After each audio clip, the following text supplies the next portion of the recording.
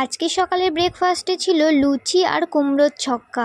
কার কার ভালো লাগে একটু কমেন্ট করে জানিও তো বন্ধুরা। তো চলো আজকে কুমড়োর ছক্কাটা বানিয়ে নিই। প্রথমে তেলের মধ্যে কুমড়োটা একটু হালকা করে নুন হলুদ দিয়ে ভেজে নিলাম। তারপর তেলের মধ্যে ফোড়ন দিলাম শুকনো লঙ্কা, তেজপাতা, পাঁচ ফোড়ন।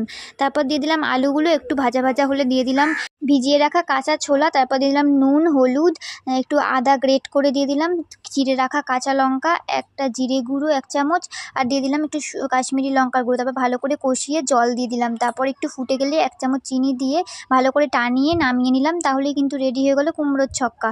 এবার তো একটু লুচিটা ভেজে নিতে হবে, তাই না বন্ধুরা? কেননা কুমড়োর ছক্কা দিয়ে তো লুচিটা বেশ ভালো লাগে। তো সকালে দেখতেই পাচ্ছ এখানে ফুলকো ফুলকো লুচি ভেজে নিলাম। তোমাদের কার কার ফেভারিট লুচি আর কুমড়োর ছক্কা অবশ্যই কিন্তু কমেন্টস করে জানাতে ভুলো না বন্ধুরা। আর এই ভিডিওটা তোমাদের কেমন লাগলো অবশ্যই কমেন্টস করে জানিও। আর সঙ্গে কিন্তু ছিল চিকেন কষা, ওটা দুপুরের জন্য। যাই হোক, আজকে ভিডিওটা এখানে শেষ করলাম। ভালো লাগলে লাইক করে দিও।